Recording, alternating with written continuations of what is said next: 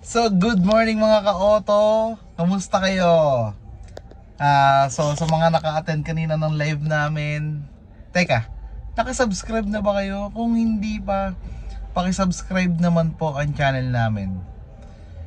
Bibigyan ko kayo ng 5 seconds para mag-subscribe. Ito na, 5 seconds nyo. 1, 2, 3, 4, 5. Pakisubscribe naman po ang channel namin. Samahan nyo kami ngayong araw. I-review natin ang unit na to. So simulan natin yung intro na yan.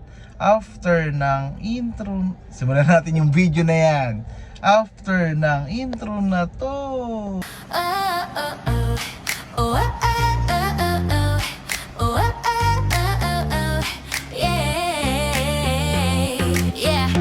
Pasok ka na sa ride ko, Team Angeles, tara let's go. Brand new car, swak sa'yo, smooth ang biyahe parang tayo. Kung hanap mo ay comfort at style, dito sigurado ka with every mile. May vlog pa kami, check mo online, lahat transparent, walang rewind. Team Angeles vlog, yeah we got that car. Brand new wheels para sa'yo, superstar. At kung trip mo ay van, meron kaming renta. Sama ka na, hatid ka namin kompleto ang kwenta. Para sa pamilyang masaya, sakto tong biyahe. Caravan, basta safe at presko lagi. With Team Angeles, you know the vibe. Sakay na babe, let's take a ride. Caravan, ikaw ang pipili. Basta kasama ka, panalo lagi. R&B ang daloy ng gabi. Test drive mo na baby, come with me. Hatid namin ay quality sa bawat aking ngiti. Guarantee kung hanap mo that style.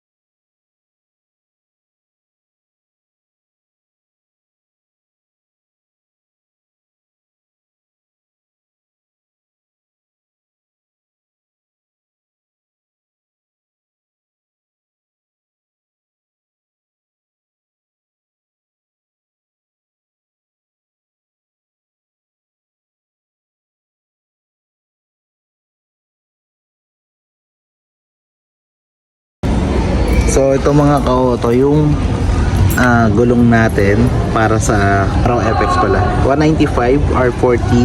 Yan yung sukat ng gulong niya. Yan. Tapos ito may signal turn dito. Tapos yung ilaw niya halogen mga ka-auto. Yan. Then ito yung muka. So napindot ng mga bata. Wait lang. Tignan naman natin ang makina mga ka-auto. Yan.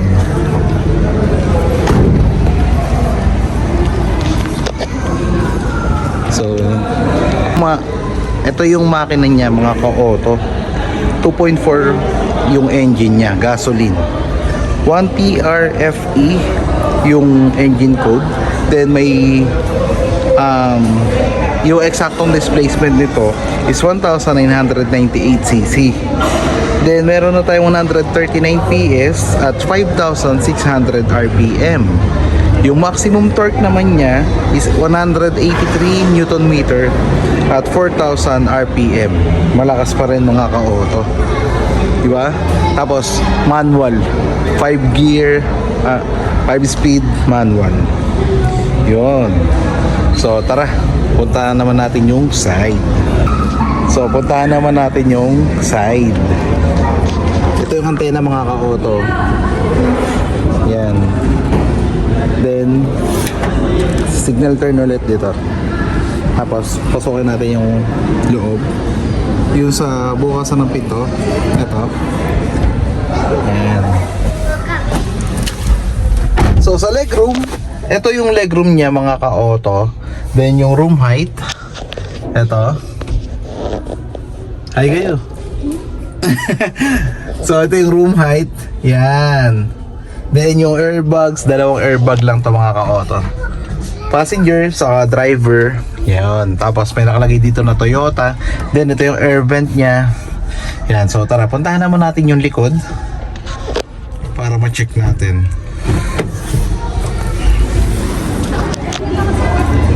So yan. Dito naman tayo sa likod mga ka-auto. Parang 14-seater to. 7-7. 7 dito, 7 dito. Then ito yung mga aircon niya. Yan, no. O, di ba? Ginagamit to normally, syempre pang business, pang karga, pang load. Then Shopee, Lazada, yan. Yan yung mga pinagpapasukan niya.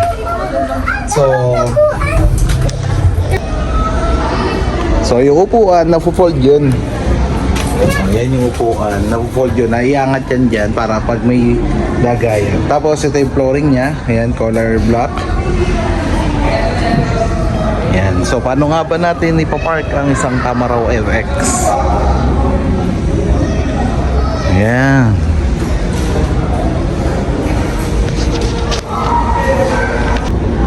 Ang overall length nito mga ka-auto is 4,968mm. Then yung overall width niya is 1,795mm.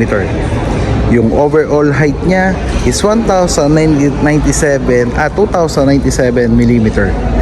Yung wheelbase is 2,750mm. So, di ba? Napaka dali lang pala i-park nito. So, puntahan natin sa driver side. Sa driver side, yan, kung mapapansin nyo, yung bintana natin is manual pa. Ayan, oh. Oh, diikot pa. Tapos, yan, manual. Yan. Then, yung pag-adjust dito, tilt up and down. Hindi siya telescopic. Tilt up and down lang. So, ilak na ulit natin. Then, ito yung radio niya.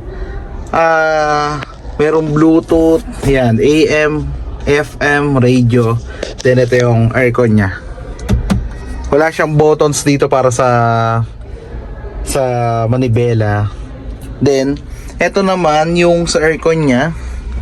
Tapos meron lagay ng water bottle dito. Tapos ito yung regular, yung gear niya. Yan. Then regular handbrake, glove box. Yan.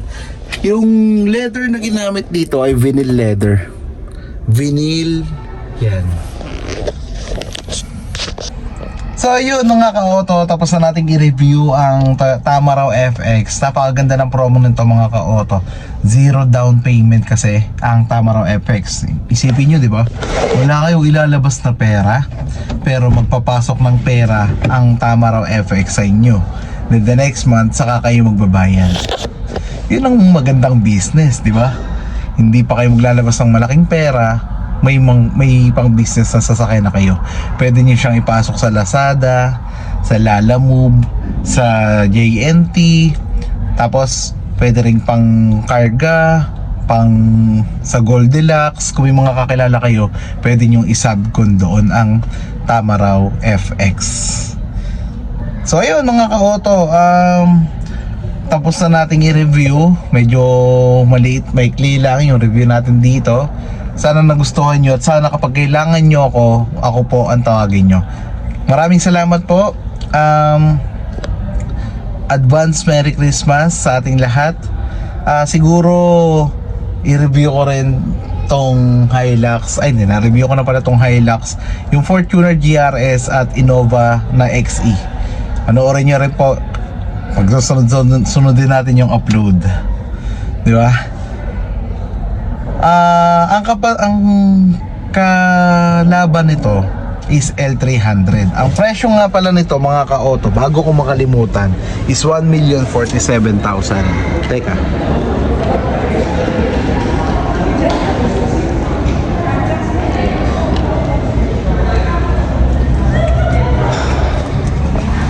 Yan. So, ang presyo nito mga ka-auto is 1,025,000 pesos.